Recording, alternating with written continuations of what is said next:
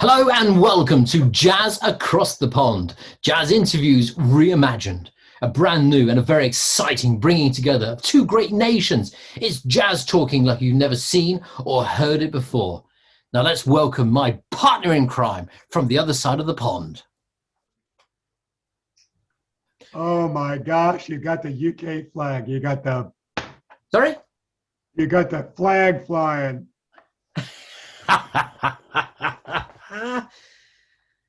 Why not? Well, hey, I've got English roots that are as deep as yours, probably. Maybe I just deeper. thought we've had so many interviews and we've had people, a lot from America. We've had one from Venezuela. We've had one from Cuba. And we've had all these. And I thought, it's the first time that we've got a United Kingdom artist being interviewed tonight. Ah, so you got to fly the old flag for the. Got to fly the old flag, Brighty. Do you know what I mean? It's up there. I'm being patriotic. Yep. I tell you, I want to hear God Save the Queen. So, yes, Mr. G, the flag. Do you like it? I do, but, kind of brings me back to 1776 when we got rid of that flag. But yes, I've got English ancestors. So every time World Cup, I'm always pulling for England. Good. I'm also pulling for Scotland too, Oh. Apparently there's some Goolsbys, not only in Northern England, but in Southern Scotland. Now my dad went to his grave thinking that he was nothing but English. Might have a little Scottish in me too, who knows? Hey, there we go. Well, here's a useless... useless... Malcolm will be glad to hear that, right? Yeah, here's a useless piece of information. Now, a lot of people refer to that as the Union Jack. Yeah? Correct. Technically wrong. For 300 years, this has been fought in Parliament because apparently it's the Union flag. It can only be called the Union Jack once a ship sails 12 miles out of sea of the United Kingdom. It's then the Union Jack. Otherwise, it's the Union flag. There we have it. A Jazz Across the Pond first useless piece of information. A little bit of history that might come in handy during Trivial Pursuit. Who knows? Anyway, let that go. So a very good evening and well, good afternoon, good morning, depending on when you're watching this wonderful interview. It's Jazz Across the Pond, and it's me, Roger Lee, aka the Jazz Cat. And I'm Kevin Goolsby, and they call me Mr. G. Mr. G, the haggis to my neeps and tatties. Okay, now I've got you there, haven't I? No. Okay, for everyone listening outside or watching outside of the United Kingdom, allow me to interpret what Roger just said. Mr. Lee has referred to me as the filet mignon to his turnips and potatoes. Ooh, very good. I like that. There you go. No ground beef and boiled in a sheep stomach or whatever. I'm filet mignon. I can't believe you dropped that on me. That's too crazy. Isn't that great? Well, I got a feeling we may have to ask our guest tonight to elaborate on that during the interview. Now, first of all, before we start, for our regular viewers, hi, welcome along. And a lot of you have got in their diaries, they know who's coming up, and a lot of people will be expecting the wonderful Alan Sams and Pat Close to be joining us tonight from Florida. Now, for reasons beyond our control, Memorial Day in the United States of America, and Mr. Sams has got a gig. He's got a big gig in Florida, and he has apologized profusely and said, guys, I'm sorry. And I mean, like all musicians, they haven't been gigging for a year, 18 months. And so who are we to turn around and go, no, Jazz Across the Pond comes first. And so we respect that. He's out, he's working, and good on him.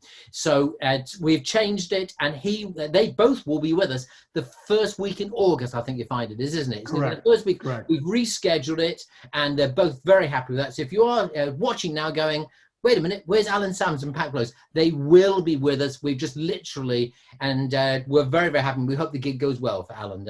I mean, boy, don't you and me wish we were at that gig watching him. Yeah, I know. I mean, we're slowly but surely coming out of it here in the United States. Thank the Lord for that. But, if you look at all of the indexes, I mean, we've turned it around. And so the government's realizing that people want to work. Yeah. And that people want to have fun. We want live music.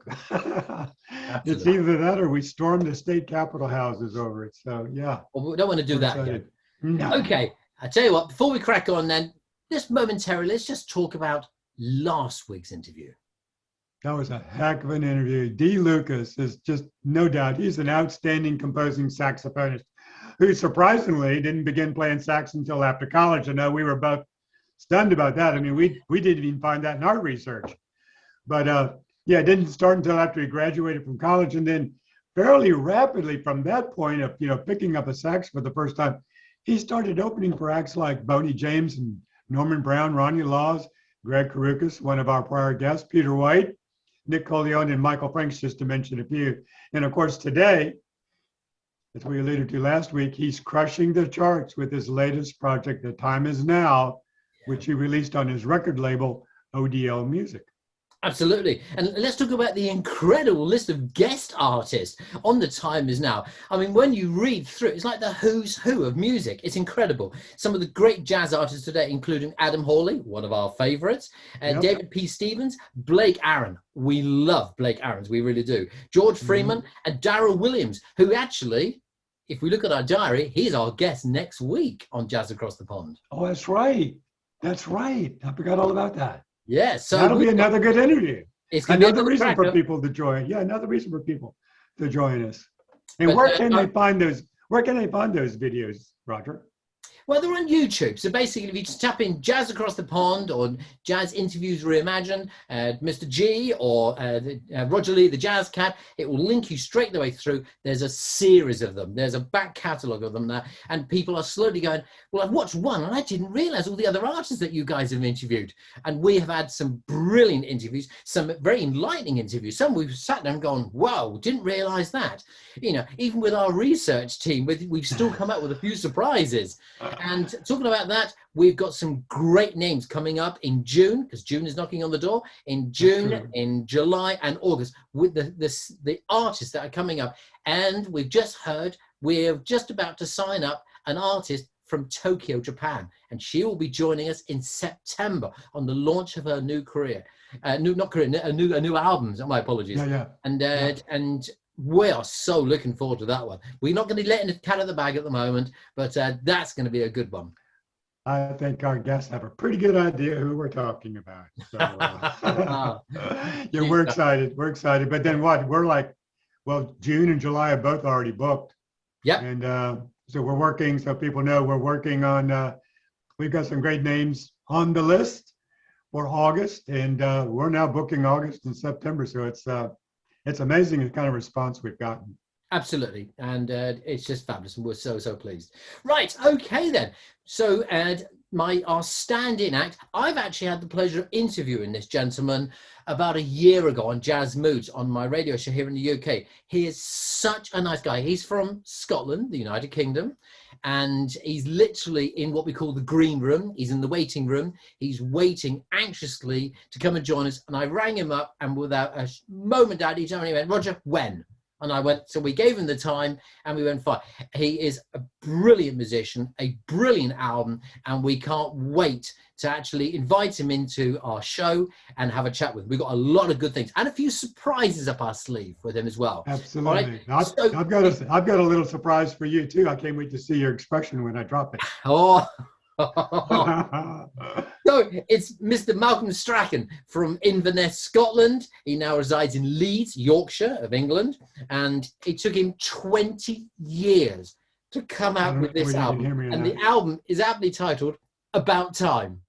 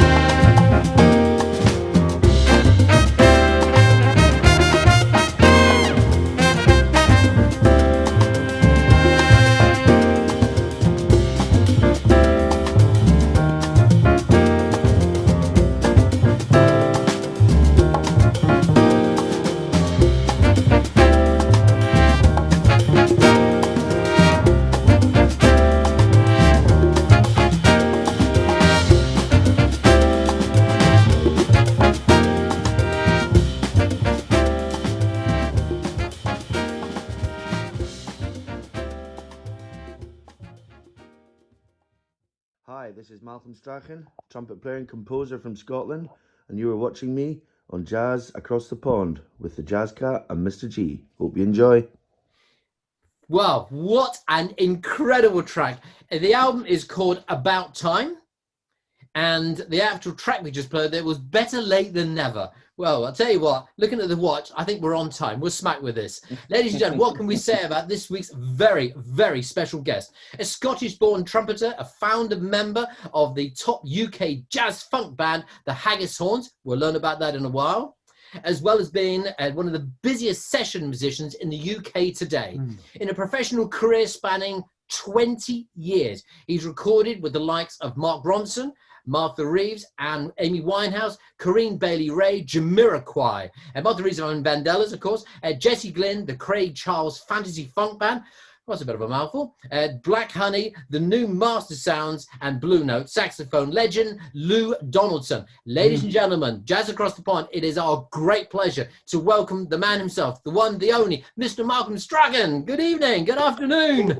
Hey! Hey, How you doing, guys? You all right? Absolutely. Thanks for having us. Thank you so much for taking time out of your day to chat to us today. Oh, anytime.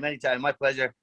Well, because for myself, this is the second interview. You very kindly joined me last year on Jazz Moods. We had a great chat on the launch of your album and that. Yeah. An album, can I just first of all point out, an album, when I reviewed it in January, I looked back at 2020, which was a funny year for everybody around the whole world. And I actually nominated your album in my top 20 jazz albums of the entire year. Oh, wow. Oh, thank you so much. And it blew me away. I then told Kevin straight about it and that he featured on his show in America, and absolutely. It's amazing. And just to give you credibility, how much I really enjoyed it. We all buy things on CD or download all the rest of it. I actually went out and then bought the album copy. Amazing. Because I wanted to appreciate it. On vinyl, doesn't it? I wanted to hear it in analog. Optical is fabulous, but I wanted to hear it on the ground roots of analog sound. And once again, it just blew me away again. So, thank you. No problem at all. Yeah, now, I always prefer vinyl. Oh, it's the sound, isn't it? It's just absolutely incredible. And if any followers are going, analog, optical, what are they looking about? Look it up and you'll see what we mean. Vinyl's making a big comeback. And Roger, you're well situated for that with your rather lovely turntable you have.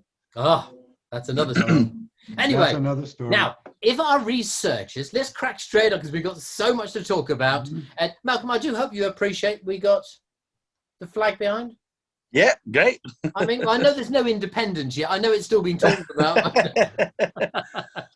Yeah. Anyway, that's another story. Let's leave that alone. Let's leave that alone. Please. Yeah. So now, if our researchers, we got a pretty good research team, and we feed them a little bit, and vroom, they scurry off and they do their research and that. If our researchers have done their homework correctly, you were born in Inverness, and your dad gave you your first trumpet at the tender age of 7. And he taught you as well. Well, I want to hear about that one there. I can imagine the air was a bit blue occasionally, but anyway, we'll talk about that later. The trumpet was your first instrument. However, at the wee age of 5, you used to sing in your dad's band, and it was a 1930s jazz band.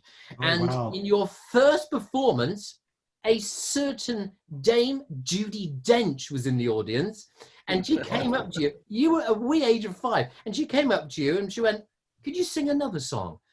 Malcolm, please tell our followers, our viewers, more about your childhood, your introduction, your father's jazz band, your introductory into music, and that wonderful first appearance on stage, would you please? Yeah, well, my dad used to be part of this band. They were on the go for a good 35 years at least. They had a residency in Inverness in a hotel. So before I played trumpet, I used to sing with them, sit in, a couple of tunes, you know. And I was, very young. And, they used to play all over Scotland. And they used to play in Ullapool, where Judi Dench used to go on holiday. So I remember being so nervous that I used to sing with my eyes closed. So the audience, I couldn't see what the audience's reaction was, you know. And just playing old jazz classics like Two Sleepy People, Fats Waller tune, Summertime, things like that. And yeah, she came up to me. So I didn't know who she was at the time. I was too young, but my dad always talks about it, you know. Incredible, incredible. So you obviously came from a house where there was just jazz music all the time being played. Yeah, yeah. My dad had a big record collection, heavily into jazz, classical as well. There was a piano in the house, so he would just teach me jazz tunes by ear, and I would just pick it up. So I started playing by ear long before I started reading music. I always preferred using my ears to reading. I wasn't great at reading music. It took me a while to get good, you know, and I'm still not the best reader. I rely heavily on my ears. Now, see, but that really serves you well, though, being spontaneous, though, you know, having the ear, and a lot of people don't have that. Let me ask you a quick question. So you were talking about being able to hear the music and being able to play it, you know, pick it up. Mm-hmm. I didn't realize you played piano. Obviously, you do on this current project, but was that something that you really kind of played with initially? Well, I was only at a certain standard on the piano for a long time because I never had a piano. And then my auntie and uncle gave me a piano. It was a good 6-7 years ago now. So when I got the piano, I just started messing about on it more. So I got better and I started using it as a compositional tool, you know. So I'm not like an amazing soloist on the piano, but I don't really intend to be, you know. I just use it for writing, you know. So yeah, I mean the piano player I have on the album is far better than me, but it's a good writing tool, you know. So what instrument did your father play then?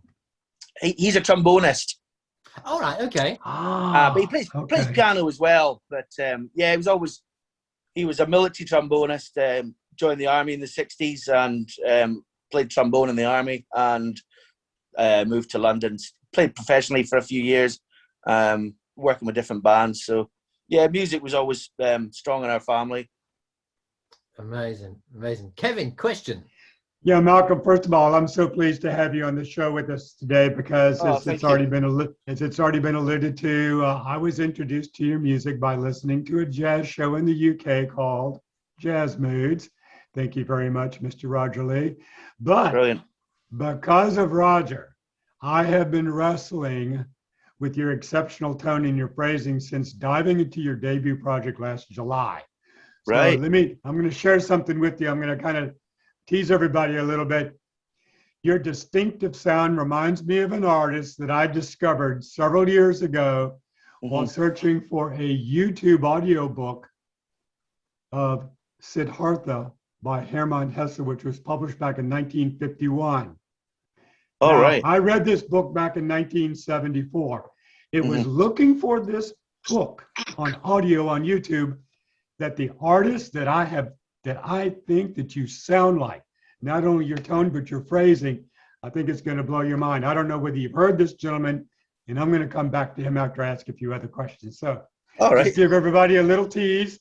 I'm intrigued. So Malcolm, you've mentioned in the past about your dad's love for jazz, and you've also said that especially you had upon his or your father did, the legendary trumpeter Dizzy Gillespie, who probably is on everybody's list of the top 5 best jazz trumpeters of all time. And of course, your father also liked the legendary jazz drummer and band leader Art Blakey. So a quick question before I move on. So in addition to Dizzy Gillespie, who else was an early jazz trumpet idol of yours? Well, I remember the very first record I ever got was Louis Armstrong. My dad just took it home for me. I was probably 7 years old, and he handed it to me. It was all his 20s and 30s stuff, and I had no idea who he was, and I was just into him straight away. So he was my first hero, but I equally was listening to more modern stuff like Dizzy, Miles, and I would always just put records on and I'd just try and copy what I heard, So I just learned from playing along with records. Old and new styles. I think it's important to learn the early styles as well, Absolutely. And you get a sense of how music develops, Excellent. Well, that's another interesting point because prior to releasing your first solo album on Haggis Records about time, and Roger again has mentioned this, you had a 20-year successful career with the Haggis Horns and also as a studio session player, appearing on 2 projects. And I've not said this to Roger, so watch his reaction. I didn't know this either. I uncovered this. You appeared on 2 projects of special note to Roger and myself, Acoustic Alchemy. Oh, yeah. You performed on Roseland, their 2011, look at Roger, on their 2011 project, and also on 33 and a Third in 2018. Now, the shocker is, and you don't know this, Malcolm, but Roger and I are interviewing Acoustic Alchemy during the second week of July on Jazz Across the Bond, Jazz Interviews Reimagined. Wow. How about that? Wow, that's amazing. So having said that, now my second question. So given the multitude of genres, because I mean, Roger ran up a litany of artists you performed with, and I mean, it's broad. You know, Mark Ronson, I don't know if everybody knows who he is, but he did a little song that kind of cleaned up at the Grammys in 2016. Yeah, he's done all right. He really's done all right.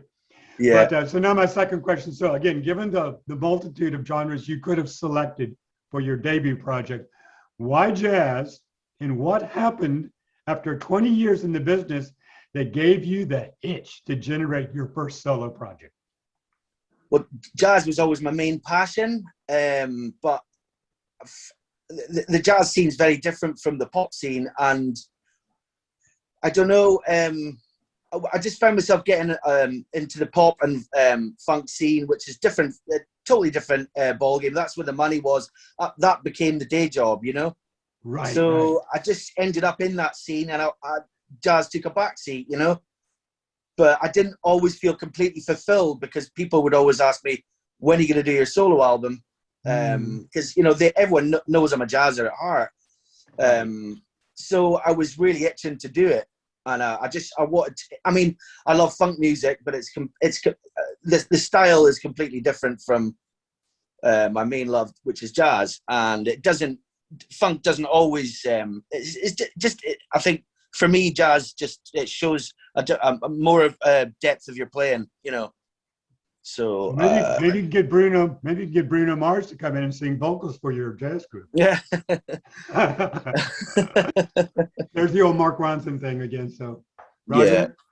This a Scottish trumpeter composer, founder member of the top UK funk band, the Haggett's Horns. I mean, I've told Kevin all about it, and I've got a series of your albums here.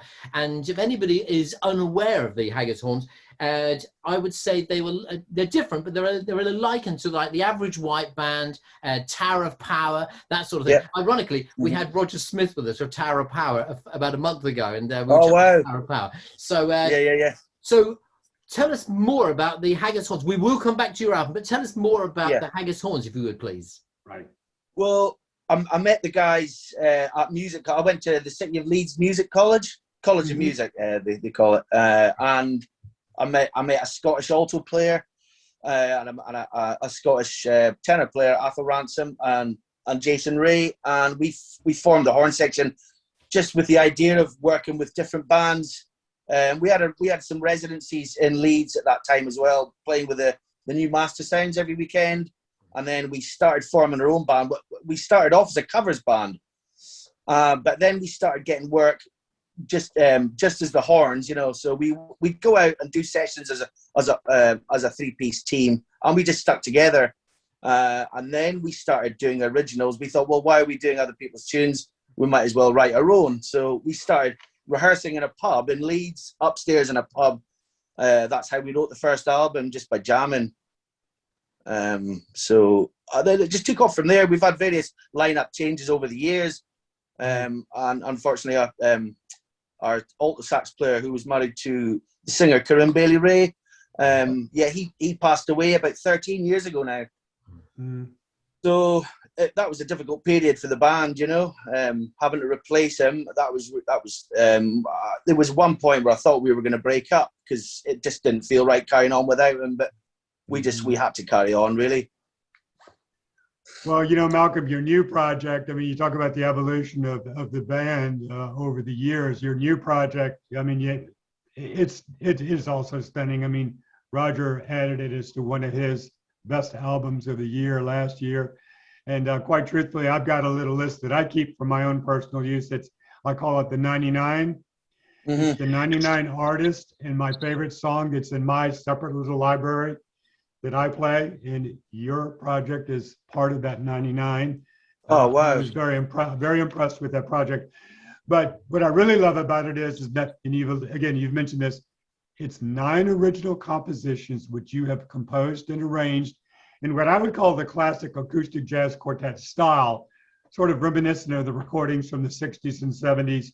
I would say it was sort of what typically you would find during the zenith of the, like Blue Notes records. But your project has a nice balance of themes, tempos, and rhythms, a little touch of Latin, a little touch of soul. And I found the composition dedicated to your late mother, who passed at the age of 38. It was very moving.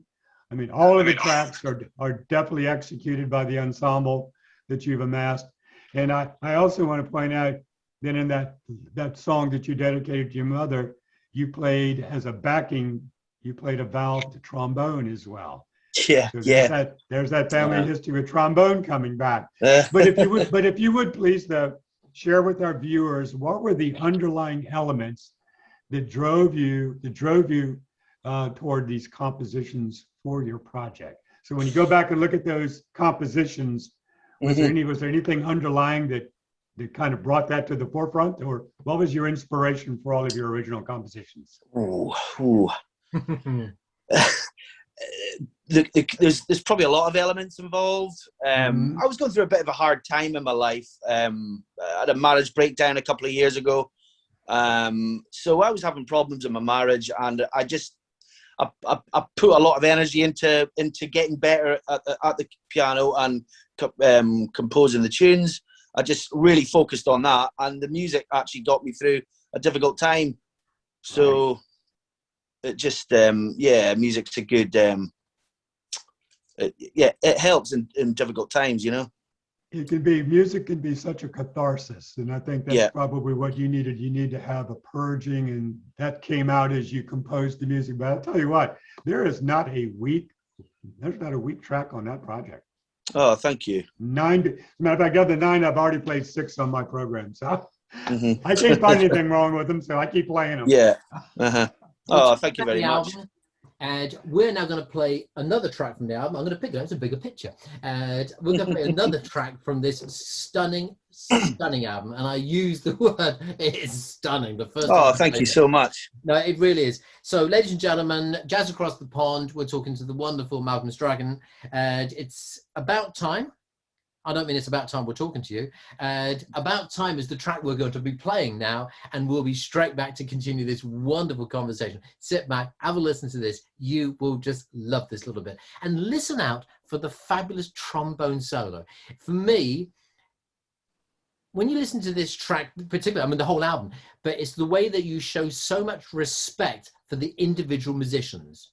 That's the bit that gets me. And quite often you hear a solo album and the soloist is out the front. It's like, it's my gig and the rest of you just follow. You manage to get it in such a way. And when I first heard this track, it was reminiscent of Wayne Henderson of the Crusaders. Oh, wow, right. Yeah. Forward and was doing his trombone, with Will Felder and saxophone and that, and Stick Soup and Joe Sample.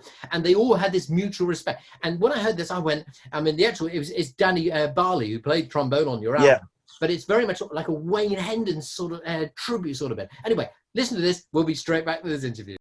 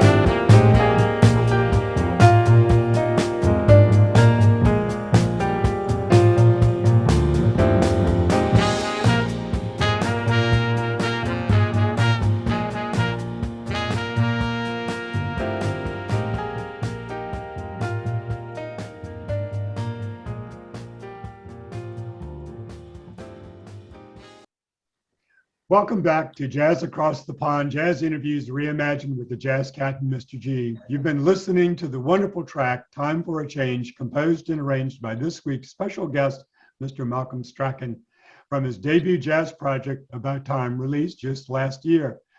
Now, Malcolm, we talked about the artists that you've assembled for this particular project. They're all incredible.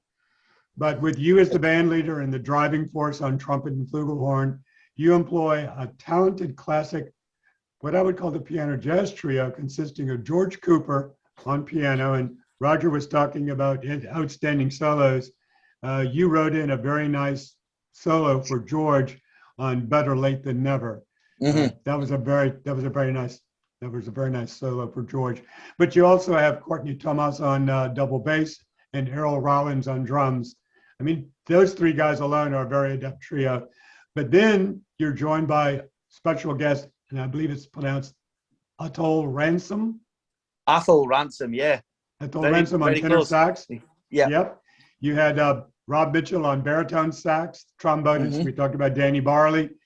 Percussionist Carl Vanden, is it Boschi? Bosch, yes. Just Bosch? Yeah, Carl Vanden Bosch. He's incredible. And of course, Richard Curran on strings. Mm-hmm. So as we look at this list of musicians that you picked for About Time, we realize that you had a strong group of bandmates with the Haggis horns at your disposal. But what mix of instruments were you seeking, and how did you then go about picking the musicians for those types of instruments? For me, it was quite easy because I've been lucky enough to work with some brilliant players just from all the different bands I've played with. Like I knew Carl Vanden Bosch from the Mark Ronson band. He's like a in-demand percussionist. Kind of picking them was easy for me. And George Cooper, I met about 4 or 5 years ago. I was doing a pop gig. He was in the band and just clicked straight away. And I just thought, yeah, he joined the Haggis Horns about 5 years ago. And he's a phenomenal jazz player, but he can play any style. So I always knew it was going to be George, as soon as I heard him. And then Athol, who's been in the Haggis Horns since we formed it in about 1999. I've known Athol for years, since I was about 14. And then Danny Barley, I met him in a hip hop jazz orchestra called the Abstract Orchestra. Who Rob Mitchell, who plays baritone, it's his band. So I met him through that. So it was quite straightforward, really. And I've always liked the sound of trombone in the section. So I've worked with a lot of saxes, so it's nice to have a trombone for a change, Yes. It's a good jazz instrument. So I'm pleased with the lineup. So I'm keeping the lineup exactly the same for the second album. I'm using a different percussion player, but apart from that, it's going to be the same lineup. Well, we're going to talk about the new album in a moment. But before we do that, I feel that the album itself is many pleasures of the new CD, but it's unshamingly slick, potentially a commercial feel. Now, let's not be, I'm not being rude when I say that. Some might think that this is a criticism, but after all, it isn't, because jazz often is the home of tortured art and of self-imposed difficulty. And if we're not a little bit suspicious of anything that sounds too comfortable within itself, for instance, it's accessible. Now, the reason I say this is because there was a great interview, I wish I had done the interview, which Kevin and myself had, with Donald Fagen and the late, great Walter Beckett. And when they released the 1979 album, Steely Dan Asia, they had the musicians, and it was a great interview. And apparently they had them all together on that, and they rehearsed them. But Donald Fagen said that with musicians, jazz musicians, you can rehearse them too much, and they go off the boil. And when they go off the boil, they start putting their own interpretations. They start doing their own things. And it's all about getting them to that peak, just where the sound. I mean, Donald Fagen, Walter Beckett, it had to be, because there was a lot of criticism over Asia. They said it's too critical, it's too perfection. Right. Fabulous album. So my question to you is, how did you keep the musicians passionate and delivering to your dreams for the sound that was in your head?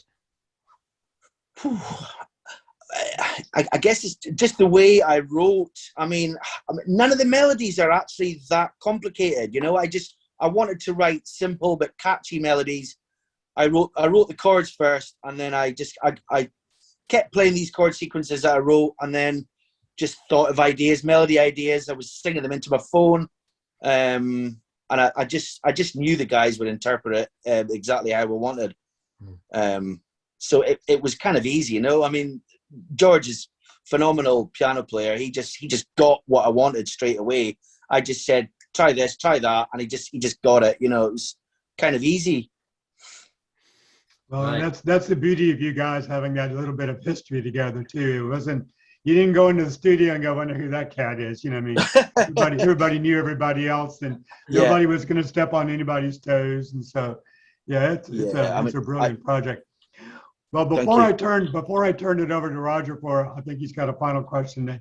There's a little bit of a secret that got let out of the bag, but what I want to do is go ahead and answer the question or the observation that I have and see how you react to this. Okay. So I said I'd reveal the trumpeter with whom I think you share a similar tone and sense of praising. And as I mentioned earlier, I was looking for this book, Siddhartha. Right. Looked at the title on YouTube, and it was a required reading for me when I was in college and taking German. So anyway, I discover a song by that name on a jazz project called Crawl Space, released in 1977 by the legendary trumpeter, believe it or not, Art Farmer. Art Farmer. Art Farmer, Oh, who no by way. most jazz aficionados, and not that I'm one, but I put him, after discovering him 2 years ago, I put him in my top 10 of the best jazz trumpeters. So don't let it go to your head that I think you sound like him, but I'm telling you. Oh, that's a compliment. Thank you very much. It's an incredible project. Look it up. So it's Art Farmer's Crawl Space. It's only a 6-song project, but watch Roger now. It's got Dave Grusin on keys, Eric Gale on guitar, Right. Bill Lee on bass, Steve Gadd on drums. Yeah, and there's this cat called Jeremy Steig, Steig on flute. Never heard of him. He's incredible. And if that isn't enough, the project was engineered by the legendary Rudy Van Gelder. Oh, wow. I want you to listen to that. I want you to listen to that and drop me a note. But Roger, I'm telling you, if you took any one of those 6 tracks and dropped it in to Malcolm's music, you would think that it was Malcolm Strachan. Oh, wow. It's mind-blowing. Thank you very much. I kept thinking, I've heard Malcolm before. Where have I heard you? Where have I heard you? And then when I went back and revisited with Art Farmer, I went, there you go. My dad took me to see Art Farmer when I was about 9 or 10 years old. Art Farmer played in Inverness, where I'm from, up in the Highlands of Scotland. So just a little jazz club in Inverness. They used to get guys from the States over about once a month. So I was lucky enough to see a lot of those old heroes, you know. I am blown away by that. I can't believe you actually saw him in concert. I saw him, yeah. I must have been about 9 or 10. How crazy. How crazy. Well, there you go. I want you to go back. I want you to find that project and listen to Siddhartha. Okay. Brilliant. I'll check that out. Thanks so much. You're welcome. Roger, what you got for us? Okay. Now, while you were in the green room, Malcolm, and you were anxiously waiting to come and join us and that, we opened up the show, and I wasn't trying to trick my my buddy over there in America, gosh. but I did turn around and I said, he is the haggis to my neats and tatties, and it was a wonderful, wonderful response. It was just the most amazing response. But just because there may be a few American listeners, well, I know there's lots of American followers, Right. they must have going, what are they talking about? Very quickly, just explain to everybody what neats and tatties is, please. Neeps is turnip, mashed turnip. Tatties is potatoes. There we go. Simple. Now, I got it. I actually, when I first spoke to Kevin a couple of days ago about you joining us, and I spoke about haggis. All right. Yeah. And there is a bag of haggis, all the rest of it. And Kevin was going, what does it taste like? And I went, it's one of my favorites. I love haggis. This is what It's the like. best. This is what it's like when it comes out of the bag. It's like, and you cook it, and with sweet or mashed potato, and it is wonderful. Oh, We're doing a cookery lesson now. We've gone from It's the best. And it's great with gravy on it as well. But it's not like a meatloaf, right, Malcolm? It's not like a meatloaf per se. Or Not is it? really. It tastes completely unique. You won't have tasted anything like it. You might not like the sound of the ingredients, but it's very tasty. So I Sheep's heart understand. and lungs mixed with offal and stuff, and oatmeal, I think. Do you have to have a few pints before you indulge in haggis? Doesn't hurt though, does it? Before, during, or after. Yeah. Oh my gosh. We're going to have I love you. Americans now going, where can we get this haggis stuff from? It's That's like, right. it's just wonderful. This is- I've been a fan of haggis for years. I love this stuff. Yeah. So, okay. I now don't know listen. if you'll be able to buy it in the States. Yeah, exactly. Well, don't Kevin know. keeps threatening to come over and see me one day. So one of the first things on the menu will be a plate of haggis. So I'll have to get Oh it. wow. Okay. Whilst Well, I playing might your have to have, music in the background to really get I'll us have- into the I'll now, have a few pints time is before running that. out. Malcolm. Yeah. Word has it, and you've alluded to it, that on the grapevine, you are working on a follow-up to About Time. And now, Yeah, that's I right. know you've already told me, you've already given the insight at what stages, but for our followers, where are we with this new album? I'm about 70% finished. Wow. We have the bass to record, and we have percussion and strings to record. I've given the string arrangements to the guy who's going to record it. I was hoping it was going to be finished by now, but it's just things are delayed. People are busy, waiting for people to be free. Our bass player's getting new strings for his bass, things like that. So I'm just waiting patiently, and we're trying to get a bit of mixing done as well. So, but I'm confident it's going to be a good album. I'm pleased with it. So how different is it from About Time? Is it a continuation of that? Very similar, because I've written it the same way. I've written it all from the keyboard, same lineup. So it's very similar. There's a few Latin-y ones. There's a couple of ballads. One of the ballads it's not a dance floor tune, but it's dance floor clear, I would say. But I've got a mixture on there. I've got some up tempo ones, some kind of 60s kind of vibes on there, some Latin things. So a mixture, something for everyone, hopefully. Now, Kevin knows that I tend to say things and then think about it after. And this is where he goes, oh, where's he going now? All right. But Malcolm, would you be happy to come and join us for a second stage interview once you've released the album so we can give it a premiere? We can talk about it. Absolutely. Definitely. And I'm pretty certain I'm going to manage to get the album out this year. It's got to be this year. I'm just looking to get it finished as soon as possible, but always up for an interview. Oh, well, absolutely fabulous. Time is running out. It's always not on our side, and that we can't thank you enough for jumping in at very short notice. Oh, thanks. Well, Thank you. is there any last thing from yourself, any last thing you'd like to share with our followers at all? That's put you on the spot. I can't think of anything at the top of my head. That's all right. Don't worry. Yeah, it's quite right. So, but no, Yeah, Malcolm, all I'll say is that as much as I love the first project, even if it's like the twin sister, I would still date it. Let me tell you. It's that good. Thank you so much. Much appreciated. Yeah. Much appreciated. I'm glad You're you're enjoying it. It's a great project. I'm looking forward to the new one, I tell you. So get it out. It could be a Christmas present to me from Roger. Oh, very. Can't wait to get it out. I'm gonna have to reach for something What's he doing now? because I still have his Christmas present from last time. Oh yeah, J-Ro. I have to break it out because I bought this on eBay. It was the last one. He wanted it. And I've been holding it how long now, Roger? It's like I'm holding it hostage. I wouldn't say it's bad, but I could have rowed to American and I could have Oh gone out my there and God. rowed over the Atlantic and picked it up in time. Ladies and gentlemen, you've been watching the wonderful Malcolm Strachan here on Jazz Across the Ponds, Jazz Interviews Reimagined. Ladies and gentlemen, a massive, massive thank you. And thank you. if you do anything this year, whatever you're doing, going on holiday, whatever, treat yourself to this album. All right? Whether it's on CD or on vinyl or both, you will not be disappointed. We're going to finish the interview by playing a track called Take Me to the Clouds. It's from the album. Ladies and gentlemen, the man himself, the wonderful Malcolm Strachan. Thank you so much for joining us. Oh, cheers. Thank you so much, guys. Been a real pleasure. Thanks.